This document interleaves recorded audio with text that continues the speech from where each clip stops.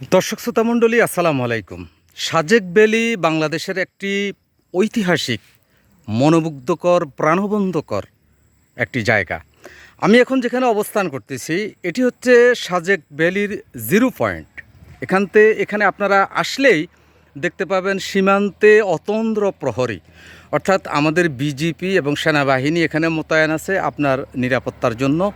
আপনি নির্বিঘ্নে এখানে ঘুরতে পারবেন, দেখতে পারবেন। এই যে আমার পশ্চিম পাশে আপনারা দেখুন যে দৃশ্য, আপনারা কতটুকু দেখতে পাচ্ছেন আমি জানি না, এটা পৃথিবীর যে কোনো মানুষের হৃদয়কে স্পর্শ করবে, পৃথিবীর যে কোনো মানুষের প্রাণকে স্পর্শ করবে। এটা একেবারেই আপনি এখানে দাঁড়ালে, না আসলে, না দেখলে আপনি কখনো অনুমানই করতে পারবেন না।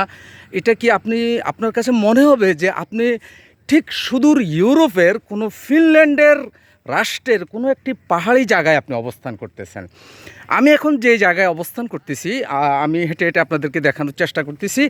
এটি হচ্ছে মূলত এটি হেলিপ্যাড নামে পরিচিত। এই জায়গা হচ্ছে সাজেক ভ্যালির জন্য এখানে জিরো পয়েন্ট ধরা হয়।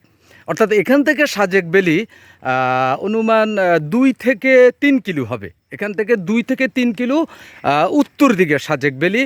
আপনারা অ্যাভেলেবেল যানবাহন পাবেন না, মূলত আপনারা কোনো একটা যানবাহনে করে আপনারা এখানে যেতে হবে। সেটি একান্ত পর্যটকদের নিরাপত্তার জন্য এই ব্যবস্থা করা হয়েছে। এখানে ছোট ছোট আপনারা কিছু দোকান দেখতে পাচ্ছেন।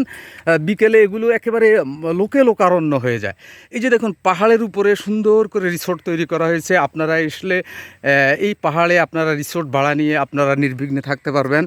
এবং বাংলাদেশের ভিতর যে একটা ইউরোপের মতো একটা দৃশ্য বাংলাদেশে অবস্থান করতেছে, খুব সুদূর ফিনল্যান্ড কিংবা সুইজারল্যান্ড বা ফিনল্যান্ডের একটা অংশের মতো মনে হবে।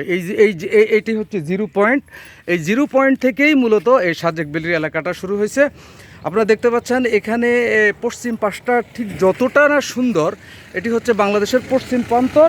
আমি একটু পরেই আপনাদেরকে হেলিপ্যাড নামক জায়গাটা নিয়ে যাব। তার পূর্ব দিকে সেটা হচ্ছে ভারতের মিজোরাম পাহাড়। এই যে আপনারা দেখতে পাচ্ছেন হয়তোবা মিজোরাম পাহাড়ের দৃশ্যগুলো কতটুকু আসছে আমি জানি না, কিন্তু আমার কাছে মনে হবে যে এই দৃশ্যগুলো অবলোকন করার পর আপনার কাছে মনে হবে যে আপনার কাছে মনে হবে আপনি যদি এখানে ভ্রমণ না করে থাকেন, অর্থাৎ এখানে যদি এসে বাংলাদেশটাকে উপলব্ধি না করে থাকেন, তাহলে আপনার মনে হবে যে আপনার জীবনের আপনি অনেক কিছু মিস করছেন।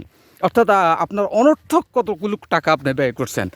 প্রকৃতি এত সুন্দর করে সাজিয়েছে বাংলাদেশকে, এই সাজেক ভ্যালিতে আসলে আপনারা দেখতে পাবেন। আমি এখন অবস্থান করছি একেবারে হেলিপ্যাড, অর্থাৎ হেলিকপ্টার যোগে এখানে আসা যাবে। আমার পূর্ব দিকে আপনারা দেখুন একেবারে পাহাড়, গাছ, আরও অরণ্য, এত সুন্দর করে সাজিয়ে রেখেছে, এত নীরব নিস্তব্ধ। ওই যে যেখানে আপনি দেখতে পাচ্ছেন ওখানে মিজোরাম পাহাড়, এখানে পাহাড় আর মেঘ একাকার হয়ে গেছে।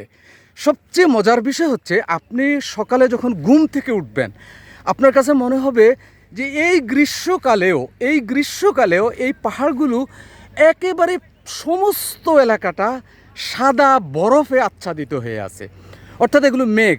ঠিক আমি যে জায়গায় অবস্থান করতেছি, আপনি যদি এই জায়গায় অবস্থান করেন, তাহলে অর্থাৎ আপনি মেঘের উপরে অবস্থান করতেছেন, মেঘ আপনার নিচে অবস্থান করতেছে।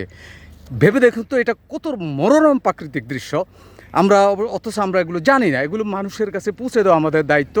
এবং আপনি যখন এই জায়গা থেকে সরে যাবেন, ততক্ষণে আপনি আবার দেখবেন এই জায়গা মেঘ এসে আপনাকে ঘিরে ফেলছে। অর্থাৎ মেঘ কিছুক্ষণ পরে আপনাকে চারদিকে ঘিরে ফেলতেছে, আবার কিছুক্ষণ পর আপনার কাছে মনে হবে মেঘ আপনা থেকে নিচে সরে যাচ্ছে।